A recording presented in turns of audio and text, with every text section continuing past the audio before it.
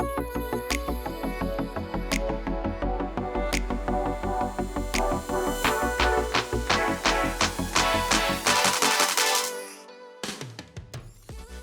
everyone. Welcome to the Future Construct podcast. I am your host, Amy Peck, and we have we're turning the tables on another podcast host today, Mike Merrill, who is, in addition to being a fantastic podcast host, is the co-founder and Chief Evangelist at Workmax from AboutTime Technologies.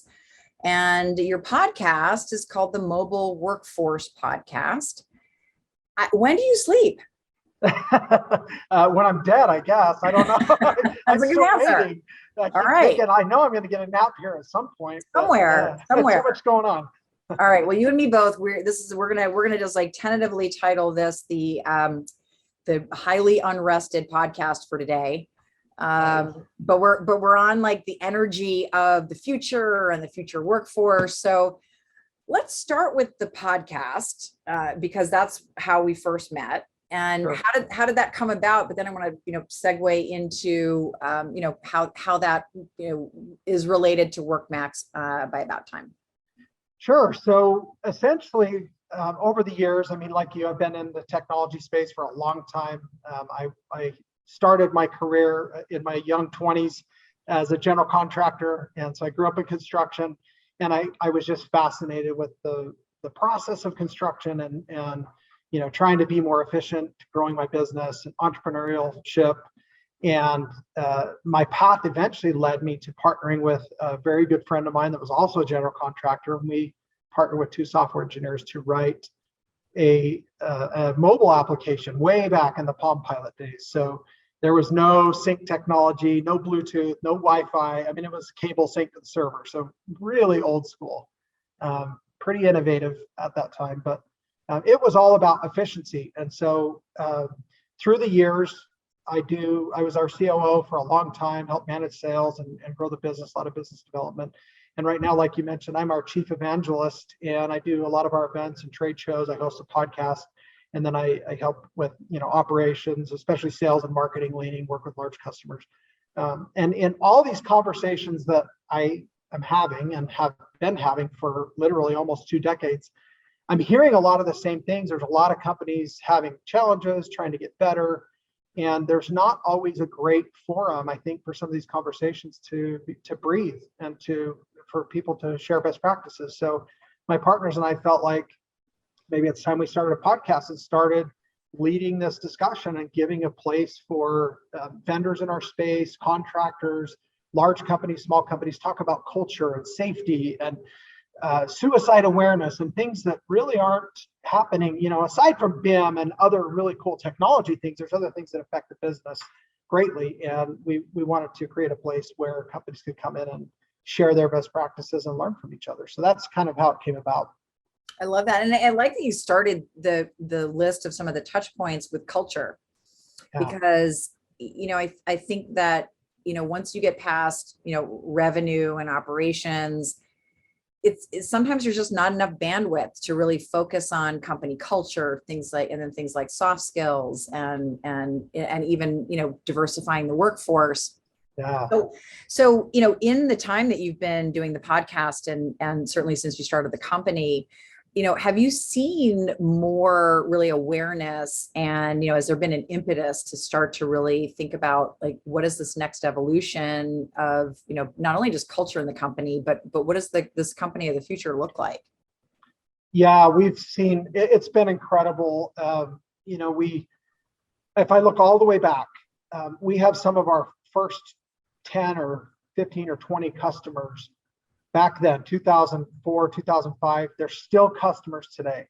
And so they were very innovative back then, and they were thinking about some of these things. They were very futuristic, and they were pioneers and innovators. And so were we. And so it's been fun to help those companies continue to enjoy great success because they really adopted these things early.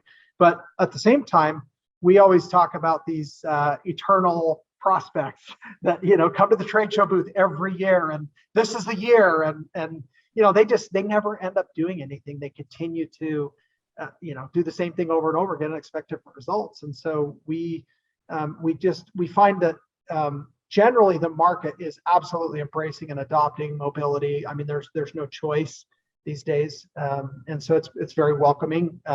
Even in this last year, we grew almost 20% in what we're doing. So despite challenges of supply chain or whatever else is going on in the market, lack of skilled labor and workforce, all these other things, more companies are running towards this and really making decisions a little bit quicker than we've seen historically. So it's exciting to see that tidal wave finally coming in and companies being able to enjoy the technology that the rest of the world and all the other industries seem to have adopted a long time ago. Yeah, yeah. And I think it's interesting too. You must have a unique perspective, going to these events, a multitude of events every year, where you're seeing not just your customers, but you're seeing the other technologies and new products that have come down. Are there some things that you've seen that are just really fascinating, that are exciting for you as far as trends in the industry? Yeah, I mean, one thing, drone technology is fascinating. We've had a few guests on, drone operator and other people talking about that type of innovation. And what's exciting about that is that it's not just more efficient with time. It's not just a cost, but there's safety implications. There's so many other things, that the accuracy, the speed that we can turn bids around and that we can get pricing out and that we can confirm the work that's been complete. I mean, there's all these opportunities for really streamlining. And that's what we're all about, is how do we help a contractor build better buildings quicker and more efficiently, so that they save their customer money, they make more profit, they're able to pay their employees better. I mean, it's just a win-win-win all the way around. So anytime there's an efficiency, we love to be involved in that and try and figure out how we can help supplement what already exists, and then also continue to break new ground in new innovations. I love that. And now, you moved from, kind of the traditional end of the industry, kind of to the opposite end of the industry. I mean, back when really technology and software, as you mentioned, it hadn't really become as ubiquitous as it is today, especially, our mobile devices. What made that, like, were there's life changes? Were you just always fascinated by technology? Like, why make the leap? Yeah, I mean, the biggest thing, every friend of mine in the industry I mean, I don't know how else to say it. People whine a lot, I'm just not a whiner. I don't like it. I don't want to do it. I don't really care to do it. I don't even really enjoy it. I mean, maybe once in a while, but generally it's like, okay, fine, but what are we doing? Like, okay, so what? So there's a problem. So what are we going to do? Like, that's just the way that I roll. And so I just got, really tired of hearing everybody complaining about payroll and labor and they didn't work this and they didn't do that. You're overbilling me and your guys weren't here and all this stuff. So that when my one of my best friends approached me and said, hey, I've got this buddy who's a software engineer and got this idea, we're trying to figure out how to be more profitable and be more efficient. And the biggest breakdown is tracking labor and productivity and having like real-time labor cost management, like knowing exactly where that visibility is on the job site. And I mean, we were doing this in 2003, 2004, 2005. I mean, we've been doing it for almost 2 decades. And there are companies every day that come that have never heard anything about this. And so it's fascinating to me that, what rock are you hiding under that you haven't solved this, right? So I think it's just about just being better and taking action and trying to do something to actually address the issue. And it's addicting, can't wait to do more and help more and improve even to greater levels as technology allows us to do that. So I think we have to have a no whining zone logo that we're going to have. We could probably, kind of put it out there on both of our podcasts. Yeah. Because, right. I think that is one of the things that, in all seriousness, I think you're right. I think people are always pointing the finger at others and complaining about things. Technology actually can solve so much of what we are currently whining about. Yeah. And I think so in the future. But I also think that in general, the companies who are going to survive have to start really iterating quickly in terms of how they adopt technology, how they kind of move, especially if they're operating on these incredibly kind of archaic systems, which seems I mean, you've even mentioned it too. It's like you have ones who are super modernized and they're always like, pushing the envelope and trying new things. And then you have others who are still, clipboard, they're still actually using the actual erasers Right. come at the end of the pencil. And you're like, really? I mean, I don't even have a pencil that has an eraser on it. Right. But no, I couldn't even find one this morning, actually. So, how do you think, we bridge that gap and we turn people into kind of doers on this sort of positive scale? And like, how do we solve this as opposed to, woe is me, this is so hard? I mean, the biggest thing, it's like anything else. Implementation is usually that's the fear. Companies say, gosh, we need to do it. I know we need to do it. We're just, you mentioned it earlier. People are so busy. How do how do they get the bandwidth? How do they feel like, let me just add one more project? And what I tell people, and this isn't just a sales pitch for what we do, this is for technology. I'm not adding anything onto your plate. I'm clearing it off. I'm getting rid of the garbage that you're eating. I'm getting rid of it so that you can have nice, lean, protein, healthy, stuff it's meat, right? It's actual profitability, it's savings, it's efficiency. I had a guest on the podcast the other day, small customer, smaller company, and he said, Mike, we finished a 9-month project in 3 months. And a lot of it had to do with what we're doing with your application. We're tracking our labor on a daily basis. We're tracking our quantities. We're tracking our units. We know where we're at every moment. They bought a scooter to go to the restroom because it was like a 10-minute walk from one end of the project to the other, where the clubhouse was in this big condo project. They didn't have an outhouse by there.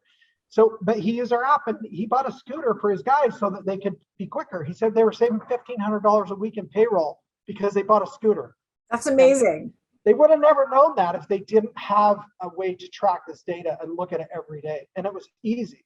And he said, our guys, it took them a couple of days, but after they got it, they're like, thank you for doing this. This is way easier than texting in my hours or putting in a spreadsheet or trying to, tallying it up at the end of Friday.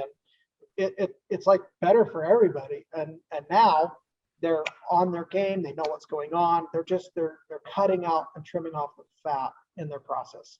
That's great. I see like a whole new business unit of Bird now, like the Lou scooter, right? Yeah, Like, there you go. That's it.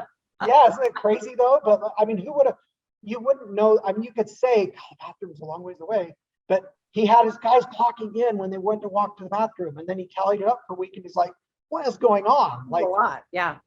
I'll go spend $300 and get a little electric scooter. That's great. Now it's a 2-minute trip instead of a 10-minute trip. That's problem solving, right? No whining. Right.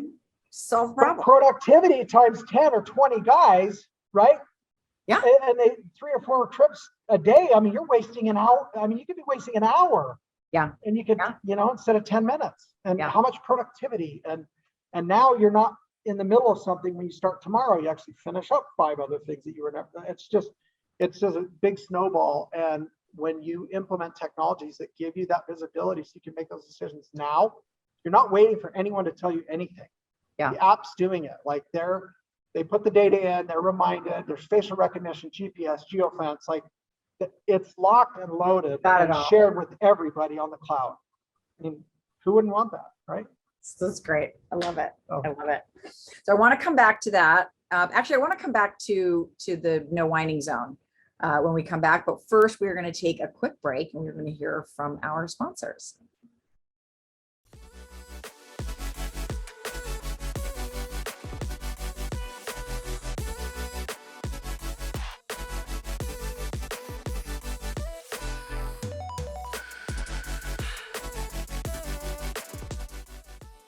And we are back with Mike Merrill, and we're going to have even though I did announce the no whining zone, I think we're going to have like a little bit of a whine. Anyone who's listened to the show and a few episodes know that I like to take shots at next door, largely because that's what people are doing. They're just whining, and it's like, go take some action, like fix something, Right. learn something. I don't know. So are there some things that you're just like, you just shake your head, and it doesn't necessarily have to be specific to our industry? Yeah, I mean, I think the biggest thing for me is when people complain about they just don't have time. They don't have any time. We're too busy. And it's like, what does that even mean? You're too busy to make more money. You're too busy to be more proper. You're too busy to be efficient. Like, sharpen the frickin' blade on the axe. Stop chopping the wood with the wrong end, because that's almost where it's at. Like, some companies are doing things that are it's almost laughable, because I see little companies doing great big things, and I see big companies that are still doing some of those little things sometimes, and it doesn't make sense to me, right? They got the company jet, Yeah. but they won't invest in their software. Yeah. I think the challenge too, though, is that I think in some cases they have these legacy systems, and it just seems kind of insurmountable to be able to kind of, rip it all out. But, at some point, those companies are going to be left behind. I mean, technology is just moving forward too quickly. And, we're not even talking about really bringing in like immersive technology, blockchain, Right. AI, that's all coming down the pike. We're still just trying to, like, how do we get the software, bring the software in, get everybody trained on it, and then get the software so that it's interoperable between all of our other, software products. So I think it's important for companies to, to your point, I think people are gonna have to put a stake in the ground and say, all right, we are actually going to prioritize innovation. We're going to look at the systems that we have now. We're going to look at what's out there on the market. And, there are great podcasts like yours that are showcasing the art of the possible, but do you see more of an appetite for that, or is it just really depend on the company? In the market, yes, there's no question. I think the movement to the cloud is now, it's like inevitable. Companies are all doing it. It's not, I tell companies sometimes quite bluntly, you're late. You're not innovating. You're late. Yeah. Like that was 5 years ago, right? Everybody's on the cloud. Everybody's got these solutions, and some people don't even realize it. And I think, to your point, integration and having, again, taking one system and putting it in to replace 2 or 3 that's an efficiency. That's better if you can deal with one vendor, one process, one app, right? And everything you need is connected. I mean, that's a perfect world, right? And I think that the big challenge that I see a lot of companies, and the mistake, if there is one that they make, is I think they're depending on a big ERP vendor to solve their little field challenges, and it just doesn't happen. They just don't. They have a really hard time doing it well. It's just not their wheelhouse. So I think partnering with a really great mobile solution that can feed that monster real time now and put the data where it needs to be, that's what is an ideal situation for a company to really maximize both ends of that, really up their profit game. And looking forward with this deluge of emerging technology that's coming, between looking at AI and blockchain and immersive technology, do you see some opportunity there for companies to start to now layer on even more efficiencies through visualization, digital twin, some of these even newer technologies? I do. I mean, there's some great software companies out there that are really pushing the limit on some of these things. They're buying other companies and putting their solutions together and trying to smush them into, and that usually takes some time. Doesn't happen quick, but I think that is going to help move the needle on those things. And then, general contractors and owners, right, on capital projects, they're starting to demand this visibility. They're starting to demand these because they are seeing it elsewhere. They're hearing about it. They're reading about it. The technology is becoming prevalent to where they want that on their project too. They need that visibility. And so I think solutions that companies can adopt and implement now to get ahead of those things, they're going to have a marketing even advantage for, over companies that are just laggards and that are doing the old school stuff. They're not presenting well when they're trying to win these big projects if they don't have their finger on the pulse of that data. And do you think that it's really kind of the power to really push this change comes from the owners? Because even the GCs, like a GC isn't going to say to an owner, well, these are our systems, like love it or hate it, right? Yeah, that's where the buck stops. And so, I mean, generals can push it down, but generally speaking, if that's just the deal, it's like with your parents when you're growing up. It's like, that's what, like, there's nowhere else to go here, right? Like, now, if you're going to live under my roof, and right. Well, then I'm not living under your roof. And then, like, about 45 minutes later, I'm like, you're all right, back. Yeah. All right, here we go. Can I borrow $20? Yeah. I know. Oh, yeah. Back. Yeah. And can I have some money? Yeah. I like that. So, yeah, I think that's the key is, owners. And we've seen that. I mean, I can't even count. I'd run out of fingers and toes the times that we hear these stories of an owner that caught wind of what we were doing and what our customer was doing. And they had maybe 5 or 10 companies doing similar work. And they mandated, you will all standardize on this type of solution because I'm getting data daily. I'm getting reports. They're accurate. It's like, I love it. This is what I need. Yeah. And even in some cases investing, they're maybe putting the bill or paying part of it and giving them credits to invest so that they have that visibility to make those decisions in more real time.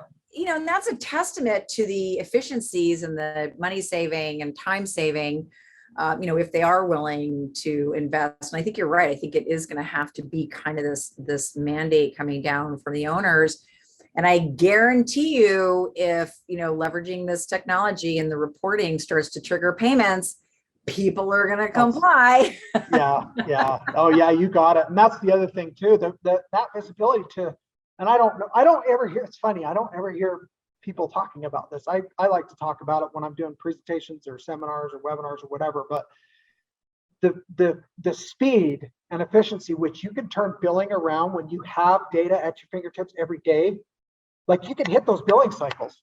Yeah. You might pick up a month on that check. And now what can you do? I mean, you're saving on interest, you're investing, you're using your cash. And the snowball of that, the X factor, right? If you're saving 1% a day, it ends up being, 37 times over the course of the year that you've improved.